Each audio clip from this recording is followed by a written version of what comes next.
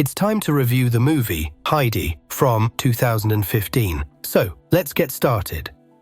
Heidi is a young girl who has no parents and has been raised by her aunt, Dete. However, it seems that caring for the child has become a burden for Dete, and she decides to leave her niece in the care of her grandfather, Alpohi. There are many rumors about the old man. People say he's so reclusive that he's practically forgotten how to speak, and he definitely wouldn't welcome having someone else at his table. Feeling overheated, Heidi takes off her dress so she can run freely with the animals in just her shirt. She eventually comes to a stop in front of her grandfather, who is busy chopping wood. Dete explains that she's found work in the city and can't take Heidi with her. Although the grandfather clearly disapproves, Dete leaves the child behind, assuring her that the old man won't harm her. Now alone, Heidi doesn't know what to do and realizes that nobody truly wants her. Alpohi shuts himself inside the house, leaving his granddaughter outside. With nowhere else to go, she makes her way to the barn and spends the night beside one of the goats. The next morning, her grandfather enters the barn without saying a word, carrying some milk, which he silently offers to his granddaughter. He was going to take her to the pastor to decide what to do with her. The pastor examined Heidi, looked at her teeth, and concluded that she was healthy, so there would be no problems with her. Alpohi was not going to keep the girl anyway. Perhaps some farmer would be interested in her. However, the pastor would be leaving for the city in 3 days, so Heidi would have to stay with her grandfather for the time being. The grandfather allowed her to stay in the house, even though there was only one chair and one bed inside. The girl was not upset. She was even happy to have a hayloft. The next morning, she met a young shepherd named Peter,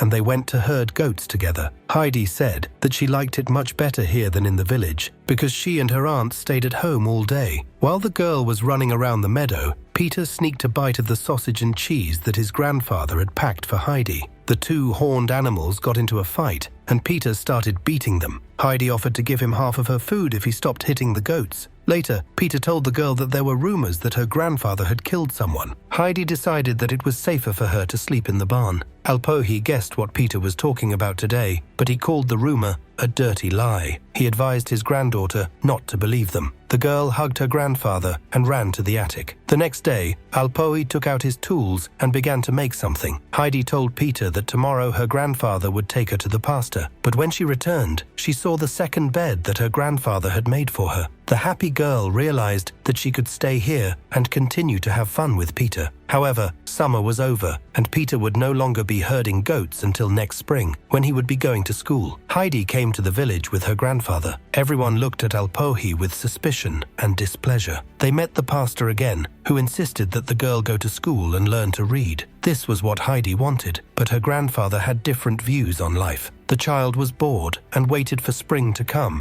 and her friend Peter to return. To cheer up his granddaughter, Alpohi took her sledding and brought her to Peter's house. While the boy was at school, Heidi met his mother and blind grandmother. Eventually, Peter came along. The family lived very poorly, eating boiled potatoes and stale bread. In the spring, Dete unexpectedly returned to the village. She told Alpohi that she had found a place for Heidi in the house of a rich family. She would be enrolled in school with the family's daughter, but this time Alpohi did not want to let his granddaughter go. Dete assured Heidi that a big and beautiful house was waiting for her in the city. The rich parents wanted their daughter to have a friend. Heidi wanted to stay with her grandfather. Then Dete said that her grandfather also wanted her to leave and did not even let her say goodbye to Peter. The old man realized that he had been deceived. He wanted to stop his niece in time, but she had already left the village. The townspeople laughed at Alpohi, and he could hardly hold back his tears. Heidi looked sadly at her favorite alpine mountains. Soon the girl found herself in bustling Frankfurt.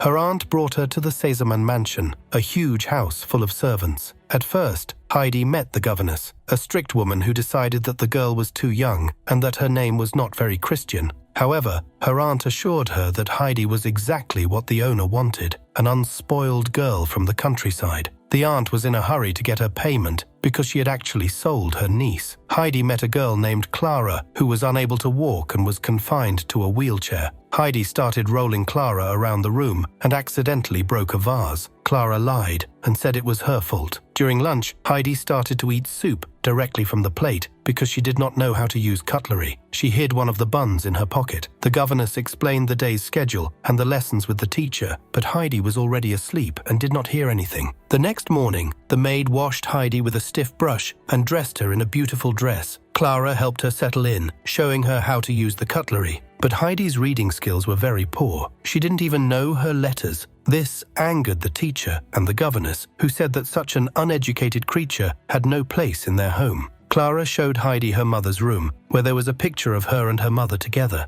Clara told Heidi that she had fallen ill after her mother's death. Her father travels constantly for work, and she is forever stuck in this house. During a quiet hour, Heidi asked the servant Sebastian to open the window. She was hoping to see the mountains, but they were too far away. Restless Heidi decided to take Clara for a ride through the streets of the city and at the same time climb the tower where she could see the mountains. But she left Clara in the middle of the market square. The governess discovered the girls were missing and began to panic. Even after climbing the tower, Heidi could not see the mountains. At the same time, Clara was offered to buy a kitten for a couple of pennies, but she couldn't resist and bought all the kittens. Sebastian finally found the girls. At the manor, the governess lectured them, but suddenly began to sneeze incessantly. It turned out that she was allergic to cats. In a panic, she demanded that the animals be removed, but Sebastian promised to take care of them. As a punishment, the governess left Heidi without dinner and put her in the corner. She even threatened to lock the girl in a closet with rats. Heidi managed to gather a lot of buns. She put on other clothes and was about to leave the house, but the governess stopped her. The girl explained that she was collecting the buns for her toothless grandmother, who could not chew stale bread.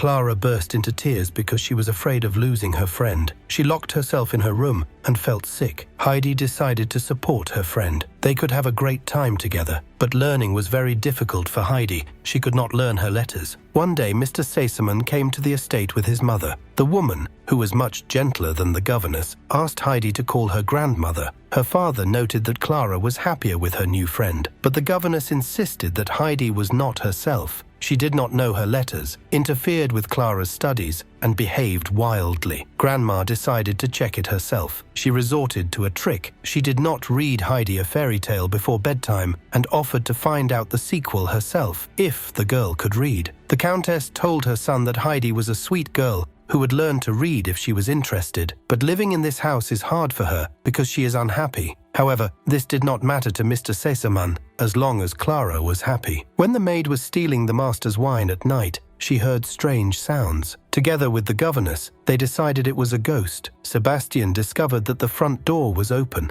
But who had opened it? All the servants believed that something supernatural was involved. Heidi did indeed learn to read quickly, which brought joy to the teacher and the Sesemann family. The father promised Clara that Heidi would stay with them forever. Upon hearing this, Heidi burst into tears at night. Soon after, her grandmother left the estate and the governess became the main educator again. One night, the doctor heard strange noises. Together with Sebastian, they took pistols to repel the attack of an intruder. But it turned out that it was Heidi. She sleepwalks and goes out into the yard to look into the distance, probably towards the mountains. Sesemann found another pile of buns. When Heidi woke up, she told him that she had dreamt of her grandfather, and she burst into tears. The doctor realized that the girl was depressed because she was homesick for the Alps. The next day, Sesemann had to tell his daughter about it. Clara did not agree because she was also sick and lonely. She yelled at her friend and told her to get out. Today, Heidi was to be taken home to her grandfather. She wanted to talk to Clara, but the upset girl wouldn't open the door. A whole basket of buns was collected for Heidi. She asked to give Clara a wooden figurine that her grandfather had carved for her.